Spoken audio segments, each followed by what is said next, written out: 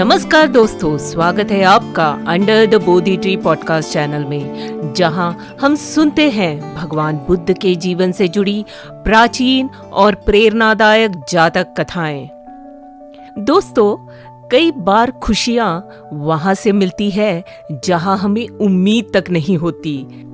आज की जातक कथा में भी कुछ ऐसा ही होता है, जब एक निसंतान राजा के जीवन में ऐसा एक अनोखा मोड़ आता है। तो चलिए सुनते हैं आज की तेज सकुण जातक कथा, यानी 3 पक्षियों की कथा। कथा शुरू होती है श्रावस्ती के जेतवन विहार से। एक दिन कोसल राजा बुद्ध के पास आए और भगवान बुद्ध ने उन्हें उपदेश दिया।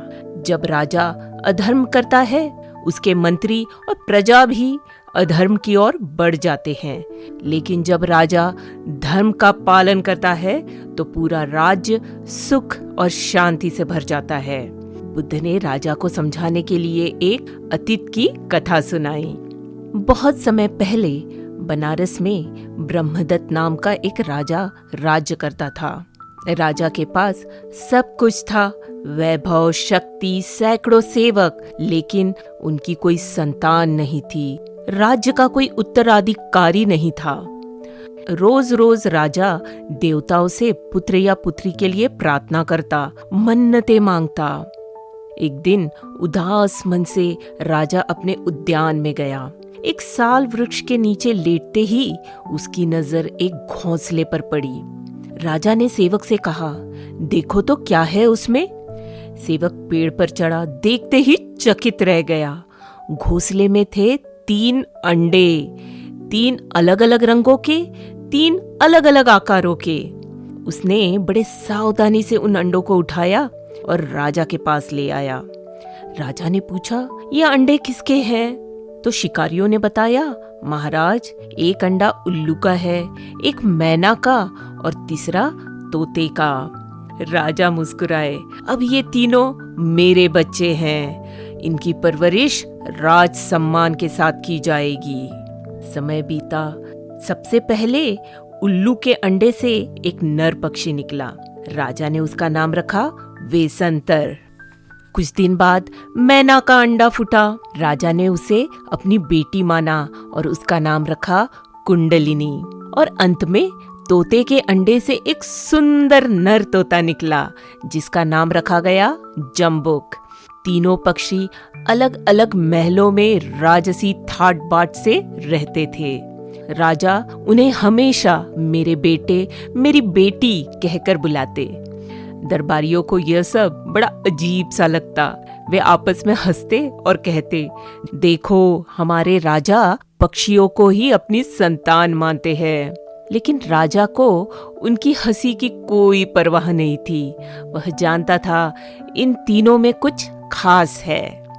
एक दिन राजा ने सोचा, मेरे दरबारी नहीं जानते मेरे बच्चों की असली बुद्धि क्या है। आज मैं सबके सामने उनकी परीक्षा लूंगा। राजा ने पहले वेसंतर के पास संदेश भिजवाया, पिता तुमसे राज्य शासन के बारे में प्रश्न पूछना चाहते हैं। 7 दिन की तैयारी के बाद राजा बड़े आदर से वेसंतर के महल में पहुंचे। राजा ने पूछा, वेसंतर, बताओ, राजा को राज्य किस तरह चलाना चाहिए? वेसंतर ने विनम्रता से कहा, राजा को चाहिए कि वे सच्चाई, धैर्य और करुणा के साथ राज्य चलाए, क्रोध से बचे, दूसरों के दुख को समझे और हमेशा अपने कर्मों का ध्यान रखे। भाग्य और सफलता उन्हीं को मिलती है जो मेहनती, ईमानदार और निष्पक्ष हो। राजा उसकी बुद्धि और उत्तर से दंग रह गया। दरबारियों ने सलाह दी, इसे सेनापति बना दीजिए, और राजा ने वेसंतर को सेनापति बना दिया। कुछ समय बाद राजा ने अपनी बेटी कुंडलिनी को बुलाया। राजा ने वही सवाल किया, कुंडलिनी, एक सच्चे राजा की सबसे बड़ी जिम्मेदारी क्या है? कुंडलिनी ने मुस्कुराकर उत्तर दिया, राजा को चाहिए बुद्धिमान सलाहकार चुने, धन की रक्षा करे, क्रोध और जल्दबाजी से बचे, सही को प्रोत्साहित करे, गलत को दंड दे, और यही है असली राज्य धर्म। राजा बेहद प्रसन्न हुआ। दरबारियों ने कहा, इसे राज्य की कोषाध्यक्ष बना दीजिए। राजा ने कुंडलिनी को कोषाध्यक्ष नियुक्त कर दिया। कुछ दिन बाद राजा ने जम्बुक को बुलवाया। राजा ने पूछा, अब तुम बताओ जम्बुक, राज्य शक्ति का सबसे बड़ा आधार क्या है? तोते जम्बुक ने गंभीर स्वर में जवाब दिया, राजा के पास 5 शक्तियां होनी चाहिए। शारीरिक शक्ति, धन की शक्ति, साहस की शक्ति, कुल की शक्ति और सबसे बढ़कर ज्ञान की शक्ति। सबसे ऊंचा स्थान ज्ञान का है। अगर राजा बुद्धिमान है तो वह हर चुनौती का समाधान पा सकता है। राजा और पूरा दरबार स्तब्ध रह गया। दरबारियों ने कहा, राजन, इसे प्रधान सेनापति बना दीजिए। राजा ने जम्बुक को प्रधान सेनापति बना दिया। अब तीनों पक्षियों को राजकीय सम्मान मिला। वे न केवल राज्य के कार्यों में सहायता करने लगे, बल्कि प्रजा को भी धर्म और न्याय का उपदेश देने लगे। समय बीता। एक दिन राजा के निधन के बाद दरबारियों ने जम्बुक से कहा, अब आप हमारे राजा बनिए।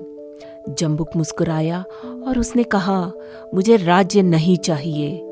मैं चाहता हूँ यह राज्य धर्म और न्याय से चले, सभी लोग मिलकर न्याय करें।